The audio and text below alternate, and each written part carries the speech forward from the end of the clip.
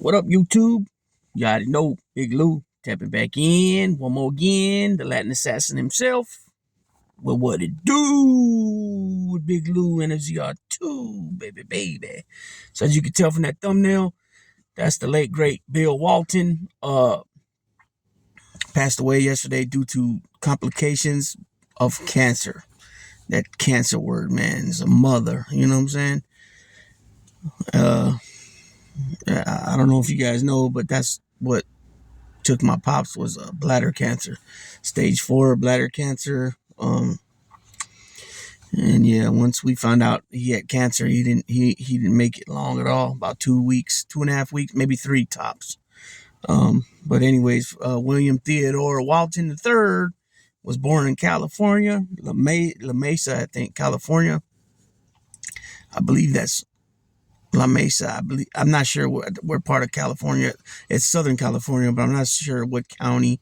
Anyways, he went to UCLA, huge star. UCLA was I believe, two-time NCAA champion at UCLA. I'll make sure of that in a second here, but they had 2 seasons where they were 30-0. His team, they were on a 88-game win streak. The 1973, prior to him getting drafted, the 1973 title game, he went for 44 points, 21 of 22 from the field. He only missed 1 shot, which is, I mean, come on, that's what, 90-something percent right there. I mean, talk about a high percentage performer, right? Down at the goal, or whatever, don't matter, right? 6'7" out of UCLA. He gets drafted first overall in 1974 by the Portland Trail Blazers. Within 3 seasons, he's an NBA champion. Within 4 seasons, he's an NBA MVP. But of the 77 finals, he was the MVP. He also is a 2-time NBA champion. He won one in the 80s with the Celtics as a 6-man. So this guy goes from being the dominant number 1 scorer on the Portland Trail Blazers, and then he goes to the LA/San Diego Clippers for 4 or 5 seasons, and then he had a ton of knee problems, and then he got picked up by the Celtics as a 6-man. In 1986, he picks up another ring as a 6, and also the 6-man award for the Boston Celtics. If you guys don't know, the Boston Celtics had the Chief Robert Parrish as the center. They had Kevin McHale as the power forward, and Larry Bird as a small forward. So they were thick as thieves when it came to the front line. Man, I can't even think what the center and the 2 forward, but I can't think of what not the backcourt. Gee, I can't even think right now. It's kind of late. Anyways, so he had to reinvent himself as a 6-man. You know what I mean? He with all the injuries, his career he wasn't that same player, you know what I mean? But he did what he had to do, right? Like I said. So we'll give a little background. So he's I want to make sure I get his accolades correct. And so he was selected by the Portland Trail Blazers, like I said, 1974 first overall pick. He played from 74 to 79 with the Portland Trail Blazers, from 79 to 85 with the Clippers, and then 85 through 88 with the Boston Celtics, Boston Red Sox. Two-time NBA champion, 1977, 1986. NBA Finals MVP, 1977. NBA Most Valuable Player, 1978. 2-time NBA All-Star, 77 and 78. All-NBA First Team, 1978. All-NBA Second Team, 1977. 2-time NBA All-Defensive First Team, 77 and 78. NBA Six-Man of the Year, 86. He was the NBA leading rebounder in 77 and blocks leader in 77. They retired his number in Portland, 32. He was a member of the NBA All-Anniversary 50th Team and 75th Team. He's a two-time NCAA champ, like I mentioned, 72 and 73. He's a two-time NCAA Final Four most outstanding player, 72 and 73. He's a three-time National College Player of the Year, 72, 73, 74. Three-time consensus first team All-American. And his number 32 is retired by the UCLA Bruins.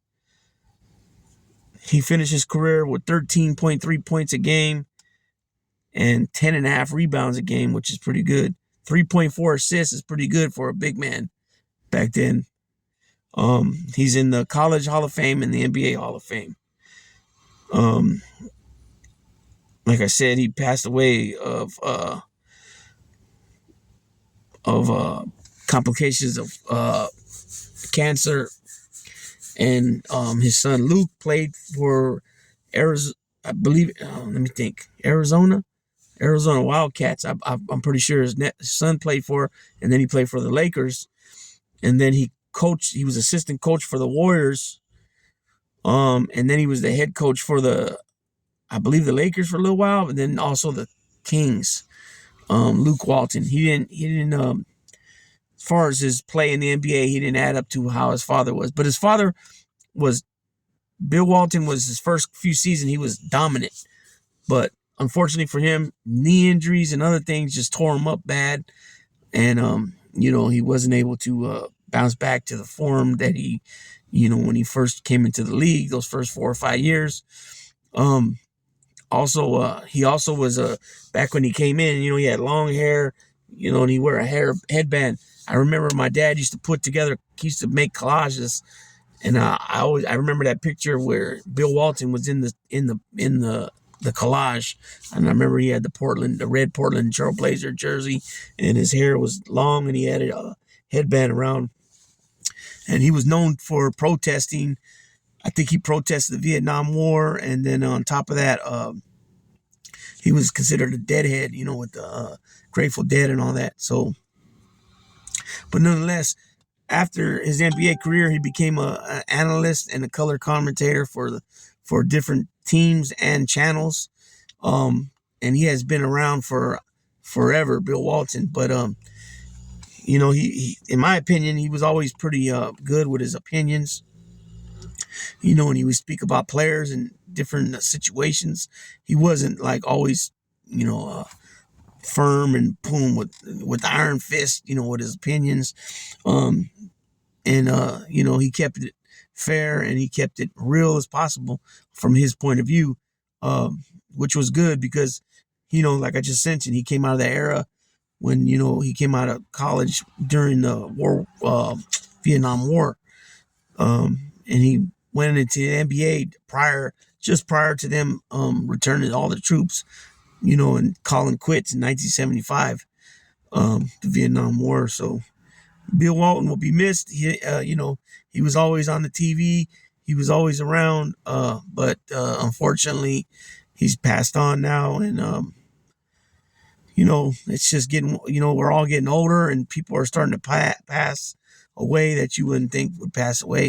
He was kind of young, only 71, but he was sick, and that unfortunately that disease, cancer, doesn't care who you are, where you come from, how much money you got. You know what I'm saying? If you played in the NBA or Major League Baseball, or you played in the minor leagues, or you played in semi-pro leagues, or you never even played at any league, it doesn't matter. It doesn't care. It's a terrible disease, and it's man, I wish that they can come up with a cure for this stuff, man. You know what I mean? I mean, they do well if you're able to catch it early, you know what I'm saying? But unfortunately, most stage 3s and definitely stage 4s is very hard. And, we're seeing it all the time with people. That's why it's important to do your checkups, whatever the asking date, whatever the dates are for a person to get this checked or that checked, this check, that check, this or that. Make sure you do it. That way you're on top of something. If you can determine something ain't right, or if you find some type of growth or lump, or what I'm saying, try to get on top of it. It's not worth it, especially if you got kids and all that. You want to be there for them as much as you can, and so make sure you get that stuff checked out. With that being said, Big Lou, Tapping out. Baby, baby.